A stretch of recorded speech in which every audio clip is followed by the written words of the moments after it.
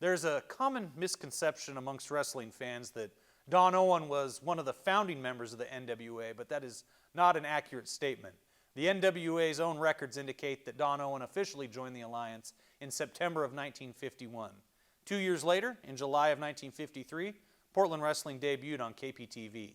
Of course, back then it was called Heidelberg Wrestling, named after the promotion's top sponsor, Heidelberg Brewing in Tacoma. They also had a wrestling show broadcast in the Seattle area, knowledge of which has been all but lost to time. I'd like to introduce a man that certainly knows the history of Portland professional wrestling, Channel 12 style. Program manager Gordon White. Gordon, when did it really all start? Well, it all started, Don, back in 1953 when KPTV was still Channel 27. An advertising agency brought the program to the station where it ran for 2 years. Then it went over to KOIN TV for about 12. Came back to KPTV, which was then Channel 12, in 1966, and it's still running now. Portland wrestling has been an integral part in Channel 12's success over the years, hasn't it? It certainly has, Don. It's been a very strongly supported by the viewers of the area. Our #1 locally rated show, and it's done an excellent job for us. Great. 20 years from now, we'll be having the 20th anniversary celebration of this extravaganza, and I'll see you there then, all right? I hope I'll be there, Don. Thank you. Thank you. Gordon White. This was a springboard for future superstars. Exactly. The Portland market was, the circuit was, because they knew they could come here. We had television to help kick them off. Well, they not kick them off television, but to get them started. Although some did get kicked off. Some of them did get kicked off, yeah. And we had the passion of the fans.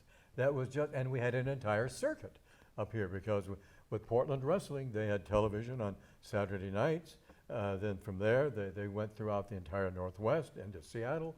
And so they got fantastic exposure. And from there, they went on to you know, Don, you're talking about the fans. And one thing that I noticed that was the greatest thing when I came here, okay, was the fans are some of the greatest fans ever. I've wrestled all over the world, okay? And but here's what I loved about it. Here's what made it so good. They would tape the show, okay, and then it aired at 11 o'clock, so it'd be over about 10. And people would run home to watch the show to see themselves. That's right. They'd be at the corner and wave, hey, Harry. Yeah. And you know what? That's that was one of the greatest things. If I was a kid, I'd have been right there too every week. You know, Now, did they have that in other territories? Or no, was there usually it was quite a delay? taped a week before and stuff like that, or either it was live, shooting straight across, and you couldn't go home. You watch it as a week delayed, usually. You know, like in Houston where I was at, different places. That's where I was when I was a kid. But when I came here, I came from where I'd wrestled like I said, for 10 years, you know, and all over the country, you know, and I'm used to being in like big coliseums. I wrestled in the Superdome in New Orleans and places like that, the Astrodome in Houston, and all these places, right? And so I get a ride and I pull up on the Saturday, the first show in Portland Sports Arena. And here's an old bowling alley. yeah. I go, why? This is y'all's big show? This is what they've been telling me all these years I've been trying to get here? Right? I go, you got to be kidding me. Right? So I'm like really depressed. And I go, yeah, man, I'm going back to Texas, you know. So I walk in the dressing room. Within 2 weeks, I was in love with the place. It's the greatest place I've ever wrestled, honestly, in my whole career. You get there, there's nothing like it. I mean, inside there. Yeah. It don't look like nothing from outside. It didn't then. You go inside with all those fans the way it was, I said, I'd rather be nowhere else than right here. Because, you know, it's just something about it. It was like you could see all the history, and now you're being a part of it. I went, thank you, God. Oh, Yeah. the atmosphere, Yeah, everything. the ambiance, Yeah. I mean, everything. It was magic. Yeah. It Yeah, I really was wrestled in all those big places, but they couldn't beat the Portland Sports Arena. It was something else. You know, we're talking about memories. We're talking about history. We're talking about tradition, wrapped around the name of professional wrestling. You think about all of those wrestlers that came through this territory, that there were so many of them that an interview, that was my job to interview. That wasn't an interview. Guys like the Grappler, Buddy Rose, Ric Flair, Roddy Piper, there were so many of them, even Jesse Ventura. All I had to do was just say, hey, the Grappler's here. And, that was it. Yeah. They would take it from there. The interview was really them, they just grabbing the microphone. Yeah, but Matt, don't let him sell himself short, okay? Believe me, I've done interviews with 1 million different announcers, okay? But Don just had this way of leading you into it. Boom. And some guys go, okay, ladies and gentlemen, there's your Grappler.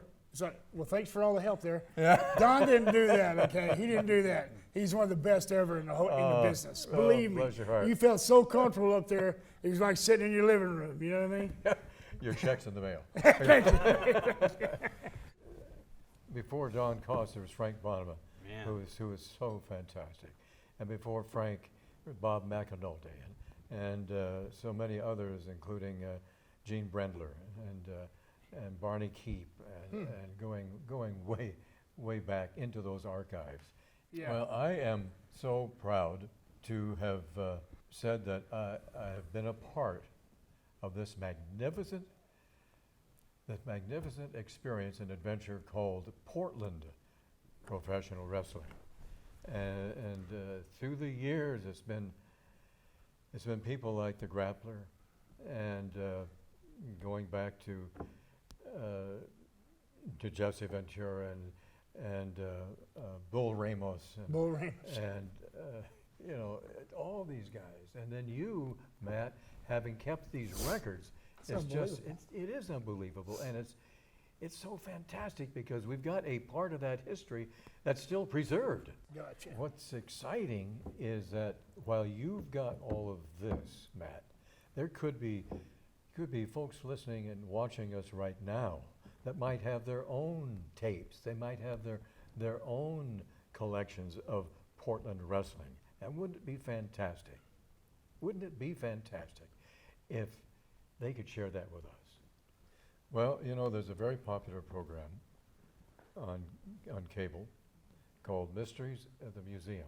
Yeah, I've seen it many times. And now there's Mysteries at the something else. Yeah. Now these aren't mysteries, but it's museum. I mean, it's memories from our museum because you are a walking museum. Yeah, it's the same kind of thing. Yeah.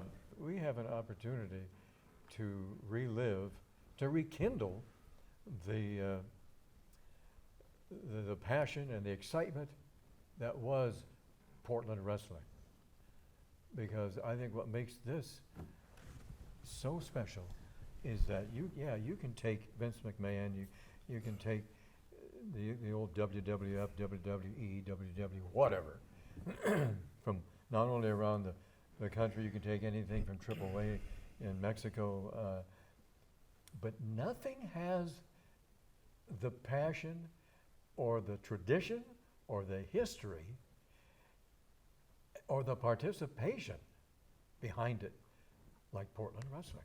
Because I know that our material is not just going to be coming from our hearts and our memories. It's going to be coming from those people, the fans that would love to share this. Portland wrestling has always been about standing on the shoulders of legends, which is what we're going to do again as we celebrate the 100th anniversary of this wonderful tradition, started by the Owen family and carried on by our beloved Don Coss here through the dark ages of the early 21st century, when fans were predominantly focusing solely on WWE programming. Now, we're going to carry that brightly burning torch into the future by recapturing the past for younger generations of fans who have no idea what it was like when professional wrestling was real. Oh, it's a magnificent piece of history. Yes. That we can't let slip away. Really? Yeah. And we've got a chance to keep it and to revive it and to live it once again. And so our goal isn't just to provide fans here in the Pacific Northwest with wrestling the way they remember it from their childhood, but to preserve our rich history and keep the tradition alive through new generations of Pacific Northwesterners. I hope each and every one of you beautiful people in TV land and in Webtown will join us on this adventure into the future of the oldest and most natural sport on earth as we celebrate the 100th anniversary of Portland wrestling, coming soon to a sports arena near you. Join us at the Portland Wrestling page on Facebook and relive your favorite Portland wrestling memories on YouTube at Ring of Fire Pro Wrestling. That's Ring of Fire Pro Wrestling on YouTube. Your home for professional wrestling from the Pacific Coast and beyond. When we were saying goodbye on that last program that you first saw as we started our documentary, I can't begin to express the feelings that at least I had. I know you did too. Oh, yeah. There was a lot of emotion wrapped Yeah. up in that, to say goodbye after all those years. Really? And now we have a chance to say hello again. Yeah. And so it's not really goodbye. Kind of a, Really? It's true. stay tuned. Stay tuned.